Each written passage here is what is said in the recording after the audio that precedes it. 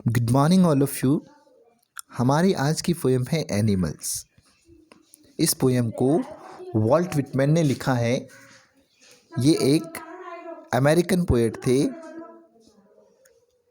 इनकी एक बुक है in leaves of grass. Leaves of grass में इन्होंने बहुत सारी पीसेस ऑफ पोएम लिखे हैं, जिसमें से एक poem song of my self है। उसी का कुछ पार्ट हमें पोएम के रूप में दिया गया है। वॉल्ट विटमैन का जन्म 1819 में हुआ। इनकी डेथ 1892 में हुई। ये एक अमेरिकन पोएट थे। उस दौर में, जिस दौर में इन्होंने पोइट्री स्टार्ट की, उस दौर में ज़्यादातर पोएट अपनी पोएम्स को राइम्ड स्कीम में लिखते थे, मेट्रिकल स्कीम में लिखते थे। लेकिन ये एक ऐसे पोएट हुए जिन्होंने अपनी पोएम्स को एक नए स्टाइल में लिखना शुरू किया, और वो स्टाइल था फ्री वर्स। फ्री वर्स उस स्टाइल को बोला जाता है जिसमें कोई भी तुकबंदी नहीं होती, कोई भी वर्ड दूसरे वर्ड के साथ मैच नहीं करता है, उसको बोला जाता है फ्री वर्स। चलिए स्टार्ट करते हैं। The poet tells us that he feels more at home with animals than humans, whom he finds complicated and false. The poet tells us, कवि हमें बताता है, that he feels more at home with animals. feels at home होता है feel comfortable, कि वो इंसानों की बजाय जानवरों के साथ रहना ज़्यादा कंफर्टेबल महसूस करते हैं। whom he finds complicated and false, और इंसान जो बहुत ही कॉम्प्लेक्स होते हैं, कॉम्प्लिकेटेड होते हैं, जो बहुत झूठे होते हैं, उनकी तुलना में, है ना, वो जानवरों के साथ रहना उनको ज़्यादा कंफर्टेबल लगता है। ऐसा वो क्यों बोल रहे हैं? ऐसे कौन से गुण उन्होंने एनिमल्स में देख लिए जो गुण उनको इंसानों में नहीं दिखाई देते? ऐसी क्या बात हो गई कि ये कवि इंसानों की बजाय जानवरों से रहना ज़्यादा पसंद करते हैं? हर इंसान के अपने अपने व्यूज़ होते हैं, अपने अपने किसी को लाइक और डिसलाइक करने के अपने अपने कारण होते हैं। तो इस पोएट के भी कुछ अपने कारण होंगे जिसकी वजह से वो ऐसा बोल रहे हैं कि मुझे इंसानों की तुलना में जानवरों के साथ रहना अधिक कंफर्टेबल लगता है, इंसान जो कि बहुत कॉम्प्लिकेटेड होते हैं और फॉल्स होते हैं। चलिए स्टार्ट करते हैं poem. I think I could turn and live with animals, they are so placid and self contain. I think, मुझे लगता है, आई कुड टर्न, कि अब मुझे रुख कर जाना चाहिए। कहाँ से रुख कर जाना चाहिए? ह्यूमन बीइंग से। आई could turn and live with animals, और मुझे जानवरों के साथ रहना चाहिए। मुझे लगता है कि अब मुझे ह्यूमन बीइंग से रुख कर जाना चाहिए और जानवरों के साथ रहना चाहिए। क्यों? They are so placid and self contain, क्योंकि वो बहुत शांत होते हैं, सेल्फ कंटेन, आत्मसंतुष्ट होते हैं, आत्मनिर्भर होते हैं, वो किसी पर भी डिपेंड नहीं होते। I stand and look at them long and long. मैं जब भी खड़ा होता हूँ तो मैं उनको लगातार देखता ही जाता हूँ, लंबे समय तक मैं उनको ताकता ही रहता हूँ। क्यों? क्योंकि वो एक गुण देख रहे हैं जानवरों में, वो ये कि वो बहुत शांत होते हैं, सेल्फ कंटेन्ड होते हैं। इन्हीं दो गुणों की वजह से वो एनिमल्स के साथ रहना चाहते हैं। आगे क्या कहते हैं? दे do not sweat and wine about their condition. Sweat and wine होता है शिकायत करना। अगर हम इसको अलग अलग भी करें तो स्वेट होता है वर्क हार्ड करना, मेहनत करना, एंड वाइन होता है शिकायत करना। दे do not sweat and wine about the condition. वो कभी भी जैसी भी स्थिति में वो रहते हैं, भले ही वो स्थिति उनके लिए सुखद हो या दुखद हो, उस स्थिति की शिकायत वो कभी किसी से नहीं करते हैं।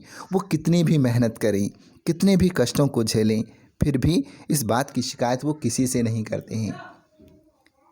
यहाँ पर जो गुण वो एनिमल्स में शो कर रहे हैं वो गुण, वही गुण जो गुण वो एनिमल्स में शो कर रहे हैं वो गुण उसे इंसानों में नज़र नहीं आ रहे हैं। That is why he is saying they do not sweat and wine about this condition, कि उनकी जैसी भी कंडीशन में वो रहते हों उस कंडीशन की वो कभी भी किसी से कोई शिकायत नहीं करते, लेकिन इंसान करते हैं, ह्यूमन बींग्स करते हैं। क्यों करते हैं? क्योंकि जब भी वो किसी वर्क हार्ड को करते हैं, मेहनत करते हैं, तो और उसके बावजूद भी वो सक्सेस ना हो पाए तो वो हमेशा कोसते रहते हैं कि इतनी मेहनत करने के बावजूद भी हम कामयाब नहीं हुए, इतना कुछ कर देने के बाद भी हमें ये नहीं मिला, अपनी कंडीशंस के लिए रोते रहते हैं। लेकिन जानवर ऐसा नहीं करते।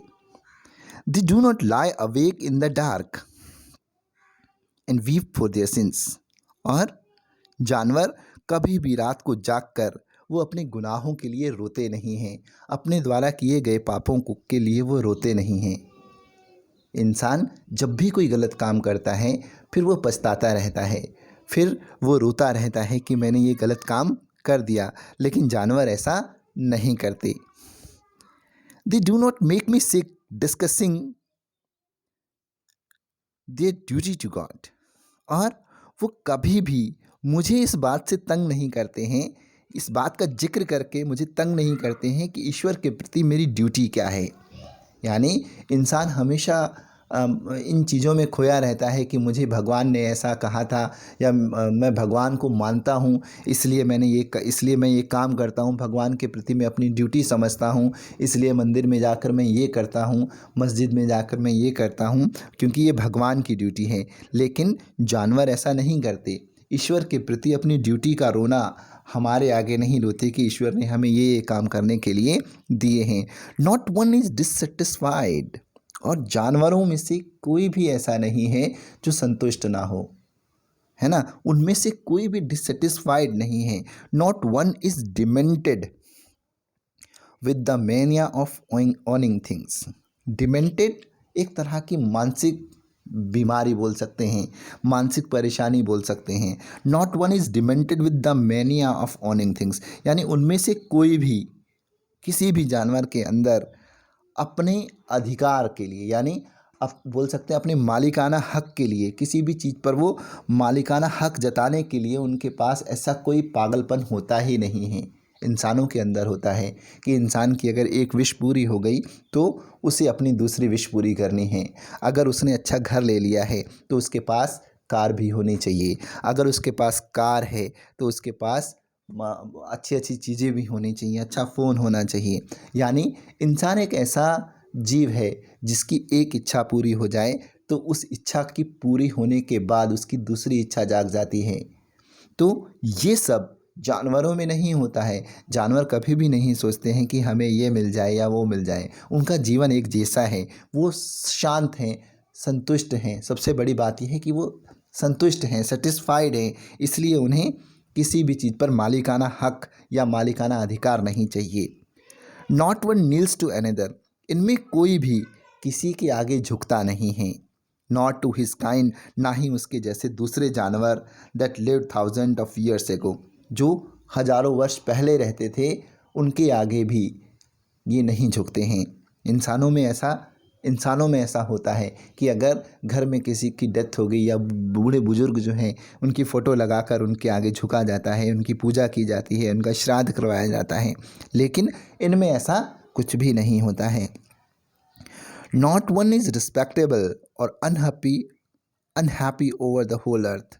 और उनमें से कोई भी ज़्यादा सम्मानित नहीं है। उनमें ऐसा भी नहीं है कि वो ज़्यादा सम्मानित है, वो अमीर है इसलिए सम्मानित है, वो फेमस है इसलिए सम्मानित व्यक्ति है, और वो गरीब है इसलिए वो अपमानित व्यक्ति है, उसका कोई सम्मान ही नहीं है। तो इनमें से ऐसा नहीं है, इनमें कोई भी सम्मानित नहीं है, सब एक जैसे हैं। और unhappy over the whole earth, और इनमें से कोई भी ऐसा नहीं है जो इस धरती पर खुश ना हो, यानी वो सभी खुश हैं। So they show their relations to me, इसलिए वो अपना नाता मुझे जताते हैं, इसलिए वो अपना रिश्ता मुझे शो करते हैं। एंड आई एक्सेप्ट देम, और मैं उसको स्वीकार भी करता हूँ।